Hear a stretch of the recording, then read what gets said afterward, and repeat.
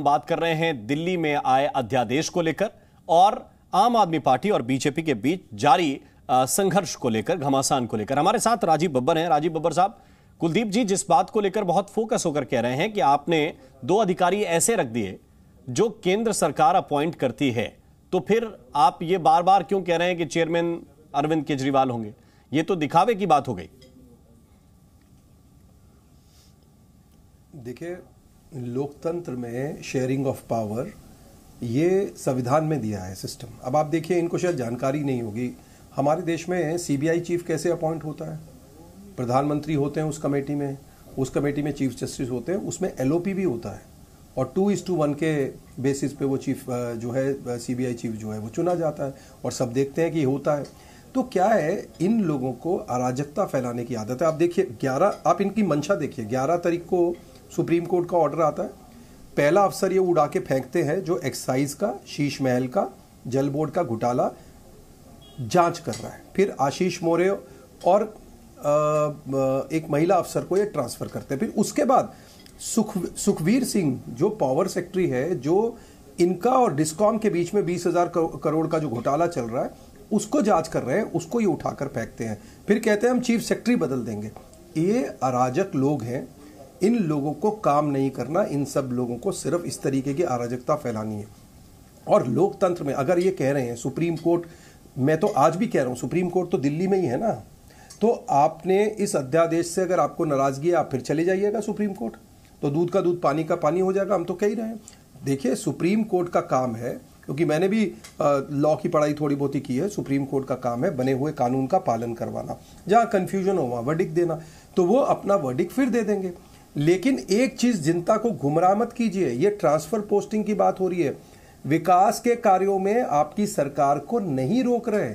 आज अगर आप सड़क बनाते हैं, आज अगर आप बाकी विकास के काम करते हैं, अगर आज आप जो बुजुर्गों की रुकी हुई पेंशन ही दे दीजिए जो आप नहीं दे रहे हैं, वो सब अगर आप काम करते हैं, उसमें कहीं कोई रुकावट नहीं है, उसमें कहीं कोई रोक नहीं रहा। लोगों को बार बार गुमराह करना ये छोड़िए, धरती पे आकर काम कीजिए। आपको पूरी ताकत है, इतने सब डिपार्टमेंट आपके पास है, उस पर परफॉर्म कीजिए और काम कीजिए। जहां जहां आपको मौका मिला आपने घोटाला किया, जहां जहां आपको मौका मिला, यानी आप अपने घर में आम आदमी का नाम लेके 4.5 लाख रुपए का आप टॉयलेट की सीट लगाते हैं और उस पर आपका आम आदमी बैठता है। आपको शर्म आनी चाहिए किस तरीके की आपने नैतिकता लोगों को दिखाई और क्या किया। तो ये जो सरकार घपला करने वाली सरकार है, वो अगर आके ज्ञान बांटेगी तो शायद मुझे लगता है लोगों को समझ नहीं आएगा। और हमने, इन लोगों ने, जब कोर्ट का ऑर्डर इनके खिलाफ आया तो अरविंद केजरीवाल ने प्रेस कॉन्फ्रेंस में कहा कि कोर्ट का फैसला दुर्भाग्यपूर्ण है। जब सुप्रीम कोर्ट का फैसला 11 तारीख को में आया, भारतीय जनता पार्टी के हर आदमी ने कहा कि हम कोर्ट के फैसले का सम्मान करते हैं। हम आज भी कह रहे हैं, हम सुप्रीम कोर्ट के फैसले का सम्मान करते थे, करते हैं, करते रहेंगे। लेकिन दिल्ली को आपके हाथों में बिकने नहीं देंगे। आप इस तरीके के अराजकता करेंगे और गुंडागर्दी करेंगे, बेईमानी करेंगे, शराब घोटाला करेंगे, आपके मंत्रियों को जमानत नहीं मिल रही, आपको शर्म नहीं आती? आप तो कह रहे थे उनको भारत रत्न देना, उनको जमानत नहीं मिल रही है। और इसी कोर्ट से जिसका आप गुण गा रहे हैं वही नहीं दे रहा जमानत। हमने नहीं, भारतीय जनता पार्टी ने नहीं रोकी उनकी जमानत, कोर्ट नहीं, जिसका आप इतना बड़ा बखान कर रहे हैं वही जमानत नहीं दे रहा। तो भ्रष्ट लोग इस तरीके की बात करते हैं तो शोभा नहीं देता। कानून में हम विश्वास करते हैं और हमेशा सम्मान करते रहेंगे। देखिए, इन्होंने कहा दिल्ली का काम नहीं रोक रहे, दिल्ली का काम तो रोक भी नहीं पाओगे। वो अरविंद केजरीवाल हैं, उन्हें कुछ भी करना पड़ेगा, वो दिल्ली के लोगों की लड़ाई लड़ेंगे, उनके काम करा के लाएंगे। आपको याद होगा आपके लेफ्टिनेंट गवर्नर ने दिल्ली की महिलाओं के, दिल्ली की महिलाओं की, चलिए पहले आप बोलिए भाई, एक स्टैंड रखिए कुलदीप भाई। मैं हो गया कुलदीप भाई, पहले बोलिए भाई। आप ही तो कहते हैं पहले बोलिए, हो गए, बोलिए आप ही कहते हैं हर प्रेस कॉन्फ्रेंस में काम रुक रहा है। हाँ, बताता हूँ ना, बोल लिया मैंने, यही कहना चाहता हूँ। बताता हूँ बब्बर जी, बताता हूँ, सुनिए तो सही। सुनने की हिम्मत तो रखिए, आप सुनना नहीं चाहते हो। लोकतंत्र में संवाद जरूरी है, सुनिए। देखिए, इन्होंने कहा, दूसरी बात यह कि इन्होंने दिल्ली की महिलाओं के लिए जब अरविंद केजरीवाल जी ने सीसीटीवी कैमरे लगाने की बात की, उस फाइल को लेफ्टिनेंट गवर्नर से रुकवा दिया। उसके बाद दिल्ली के मुख्यमंत्री, दिल्ली के बाकी मंत्री जाकर एलजी हाउस में 11 दिन तक बैठे, अनशन पे बैठे, धरने पे बैठे। उसके बाद वो फाइल पास करा के लेके आए नहीं लेके आए। दिल्ली के लोग काम, हमने डोर स्टेप डिलीवरी लेके आए, आप लोगों ने रोक दिया, क्योंकि आप लोगों के पास ताकत थी, आपने रोक दिया उसको। जितने भी काम दिल्ली के लोगों के लिए हमने लड़ लड़ के कराए पिछले 8 सालों में, और आप ये जानते हो कि दिल्ली के लोगों के लिए अगर हम सीसीटीवी कैमरे लगा सकते हैं, मोहल्ला क्लिनिक बना सकते हैं, स्कूल अच्छे बना सकते हैं, दवाइयां मुफ्त कर सकते हैं, डीटीसी बस में ट्रैवल महिलाओं को फ्री कर सकते हैं, उनको अच्छी पेंशन दे सकते हैं, एक्साइज का घोटाला कर सकते हैं, करा सकते हैं। ये भी बताइए, एक्साइज का घोटाला कर सकते हैं, ये भी बताइए, जल बोर्ड में घोटाला कर सकते हैं, ये भी बताइए कि हमारा जो मंत्री है जो सबसे प्रिय है, जिसको भारत रत्न दे रहे थे, अरे जमानत नहीं मिल रही, शर्म नहीं आ रही आपको? जमानत नहीं मिल रही, भारत अरे देख तो रही है, अरे सत्येंद्र जैन को भारत रत्न दे रहे थे, जमानत नहीं मिल रही, जमानत नहीं मिल रही और कोर्ट नहीं दे रहा। राजीव बब्बर नहीं रोक रहा भाई, कुलदीप भाई, राजीव बब्बर ने जमानत नहीं रोकी है, कोर्ट नहीं दे रहा जमानत, कोर्ट नहीं दे रहा जमानत। अरे भाई इतना बड़ा भ्रष्टाचार किया, जमानत नहीं मिल रही, आप मुझे बताइए जमानत क्यों नहीं मिल रही? बता तो दीजिए जमानत। भारत रत्न जिनको केजरीवाल जी दे रहे थे, मुझे बताइए भारत रत्न जिनको दे रहे थे उनको जमानत क्यों नहीं मिल रही? सब जानता है, कोर्ट का सम्मान करते हो नहीं करते बताओ, जनता जानना चाहती है, देश जानती है, ये देख रहे हैं। सत्येंद्र जैन अंदर बैठ गया, सत्येंद्र जैन को आप भारत रत्न दे रहे थे, जमानत उनको मिल नहीं रही है।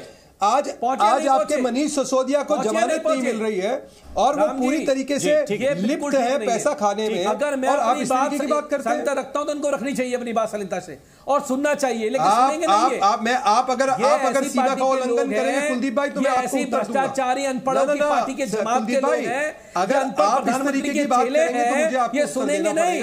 मैं तो चुपचाप चौथी पास राजा के, मैं तो चौथी पास राजा के वजीर हैं, सुनेंगे नहीं आप आदत। अरे हाँ, ये चौथी पास राजा के वजीर हैं, सुनेंगे थोड़ी ना। हमारा इसलिए मुकाबला नहीं क्योंकि दो मंत्री अंदर है, अनपढ़ राजा के वजीर हैं, सुनेंगे नहीं। जाए पता नहीं, मुझे पता है इस तरीके की बात करने से लाभ नहीं होगा भाई, मुझे पता है। मुद्दे पे आइए और क्यों अरे वो भी बाहर आएंगे, निश्चित रहिए। अगर वो भाजपा ज्वाइन कर लेते तो वो भी बाहर होते हैं ना। अरे अगर वो भाजपा ज्वाइन कर लेते तो वो भी बाहर होते हैं। आप तो अभी कानून, अभी तो आप कोर्ट की बात कर रहे थे गुरुजी, अगर वो वॉशिंग मशीन में डाले तो वो भी बाहर होते हैं, क्यों नहीं मिल रही?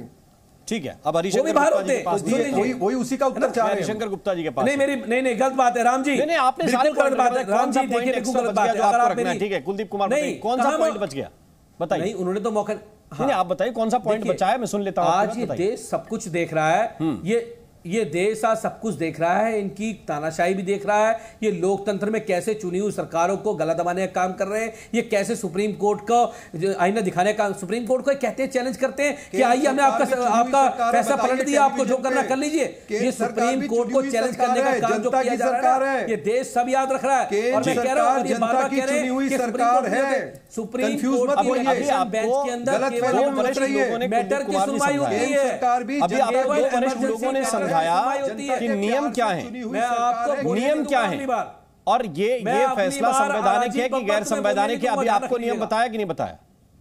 ये सब कुछ नियमों के तहत हुआ है और अगर नियम नहीं है तो आप बताइए कि ये जो नियम 123 का हवाला दे रहे हैं संजय चड्ढा साहब या डीके दुबे, क्या ये नियम नहीं है अध्यादेश लाने का?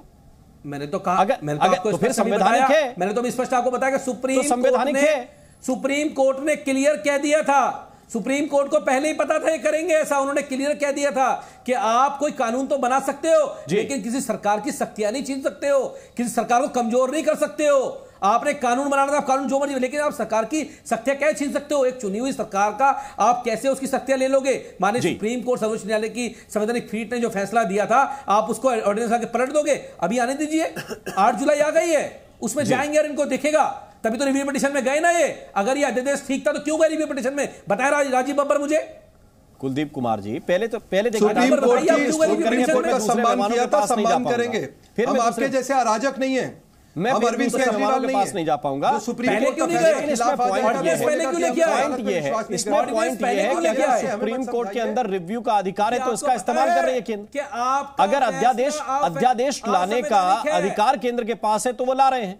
अभी इसको लोकसभा में भी ले जाएंगे, राज्यसभा में ले जाना पड़ेगा, वहां से जब तक पास नहीं होगा तो अध्यादेश खुद ब खुद एक समय सीमा के बाद खत्म हो जाता है। अगर नहीं एक समय सीमा के बाद अध्यादेश खुद खत्म हो जाता है, कानूनी वैधता कराने के लिए उसको सदन में ले जाना पड़ेगा और वो भी फिर संवैधानिक व्यवस्था के तहत ही चलता है। अच्छा, इन सब के बीच आपके पास ये भी अधिकार है कि आप वेकेशन बेंच में जाकर रिव्यू लगा सकते हैं। जी न्यूज़।